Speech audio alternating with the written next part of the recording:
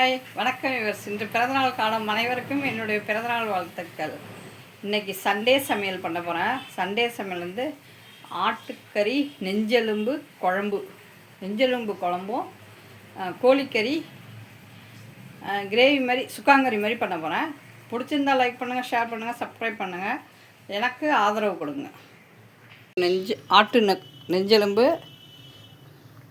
கால் எல்லாம் போட்டு குழம்பு. இப்போ பாருங்கள், இதுக்கு தேவையானது இஞ்சி பூண்டு 1 ஸ்பூன் போட்டாச்சு. இப்போ 4 தக்காளி, பெரிய வெங்காயம் ஒரு 4 அதுக்கு போட்டாச்சு. இப்போ தேவையான அளவு மஞ்சப்பொடி,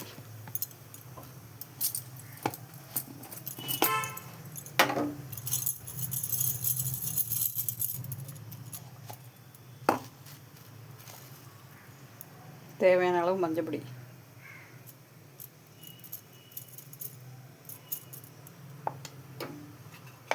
இப்போ ஒரு 6 விசில் வர வரைக்கும் வேக விட்டுறணும். உப்பு தேவையான அளவு போட்டுக்கணும். குக்கரில் வேக வைக்க போகிறேன். 6 விசில் இருந்தாலும் எடுக்கணும். வணக்கம் விவர்ஸ். இன்று பிறந்தநாள் காலம் அனைவருக்கும் என்னுடைய பிறந்தநாள் வாழ்த்துக்கள்.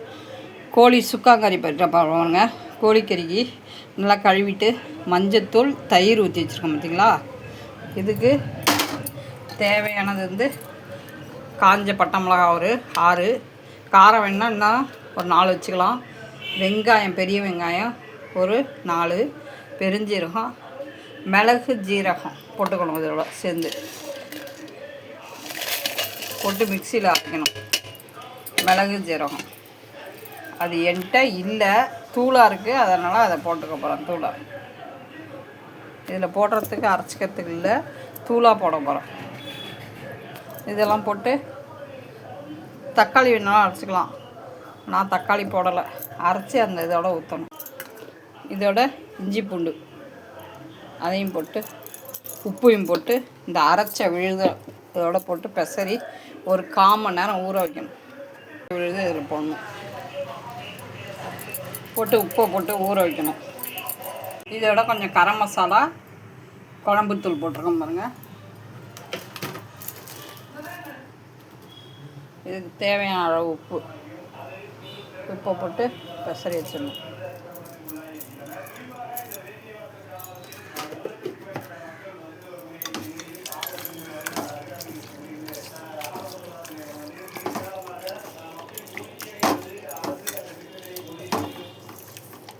இது அப்படியே 1/2 மணி நேரம் ஊற வச்சிடணும்.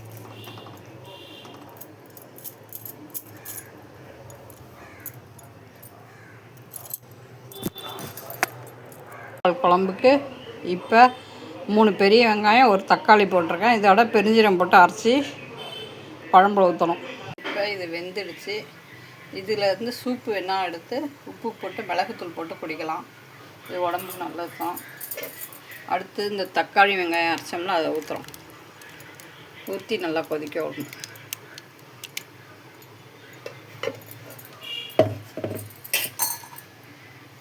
அடுத்தது உருளைக்கிழங்கு போடுவோம்.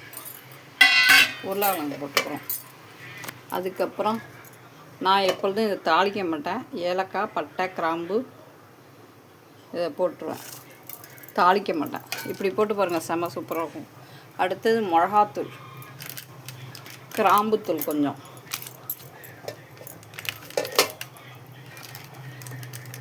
அடுத்தது குழம்புத்தூள் 2 ஸ்பூன்,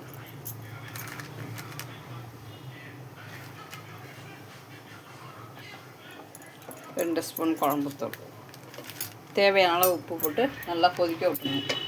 அடுப்பில் எண்ணெய் ஊற்றி வச்சு இப்போ இந்த ஊற வச்ச சாந்தை இதில் போட்டு வேக விடணும். தண்ணி ரொம்ப வேணாம், ஏன்னா அதுலேயே தண்ணி இருக்குது.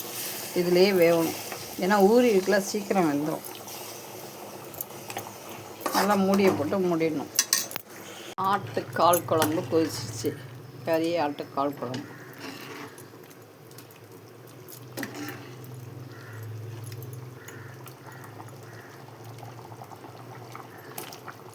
பிடிச்சிருந்தா லைக் பண்ணுங்கள், ஷேர் பண்ணுங்கள், சப்ஸ்கிரைப் பண்ணுங்கள். இங்கே இருங்க, எண்ணெய் கொஞ்சம் தான் ஊற்றினேன். எண்ணெய் பிரிஞ்சு எப்படி வருது பாருங்க. கோழி சுக்கா நல்லா வேகட்டும், கறி நல்லா வேகணும். மூடி வைப்போம். சண்டே சமையல் சிக்கன் 65.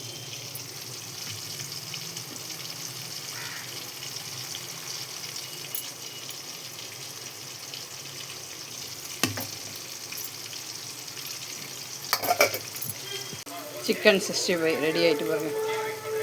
இதில் கொஞ்சம் லெமனை புழிஞ்சிக்கணும். புழிஞ்சா இன்னும் சூப்பராக இருக்கும், செரிமானம் ஆகும். கறி கிரேவி, கோழிக்கறி கிரேவி ரெடி. சுக்காங்கறி இது இன்னும் நீங்கள் சிவப்பாக முருக விட்டுக்கலாம்.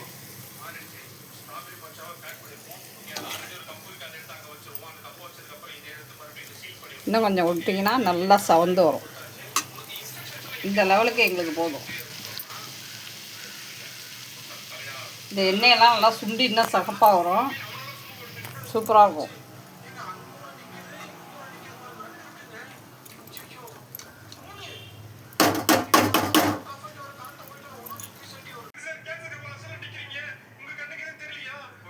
இதில் எலுமிச்சம்பழம் பொழிஞ்சா அம்பட்டு டேஸ்ட்டாக இருக்கும்,